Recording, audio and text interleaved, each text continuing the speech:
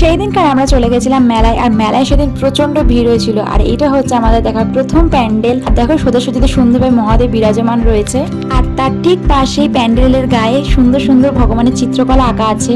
আর এই চিত্রগুলো দেখলেই তোমরা বুঝতে পারবে এই চিত্রগুলোর মধ্যে ভগবানের নানান রূপ তুলে ধরা হয়েছে।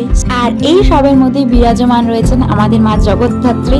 আমরা যখন গেছিলাম সেই সময় প্যান্ডেলের ভেতরটা অনেকটা ফাঁকা ছিল। আর এই দিকে দেখো সেই চিত্রকলাগুলো তোমাদেরকে দেখিয়ে দিলাম সামনে থেকে, কতটা সুন্দর না। আমরা থাকাকালীনই ওখানে শুরু হয়ে গেল মায়ের আরতি। তারপর আরতি থেকে আমরা ওই মেলা থেকে আরেকটা মেলায় যাচ্ছিলাম। আর এইখানে দেখো কি সুন্দর লাইটিং দিয়ে সাজিয়েছে। আর আরেকটা জিনিস দেখা, এই যে যেখান দিয়ে হাঁটছি, এটা দিয়ে ছোটবেলা হাঁটতে কি যে ভয় পেতাম কি বলি। এই দিকে দেখো কত রকমের স্টল বসেছে, ফুটা, আইসক্রিম, বড়া, নানা রকম কিছু। আর এই প্যান্ডেলটা দেখো একটু ফাঁকা ফাঁকা, কারণ এই প্যান্ডেলটা একটু ছোট হয়, তার জন্য মেলাটাও ছোট হয়। আর মেলা বলতে শুধু এইটুকুনি ছিল। আর এই দিকে এই প্যান্ডেলে জগদ্ধাত্রী মায়ের আজকে বিসর্জন চলছে, তার ঠিক পাশে দেখো আজকে এখানে ফাংশনও চলছে। মাকে এখন তোলা হয়ে গেছে, এখন বিসর্জনের জন্য নিয়ে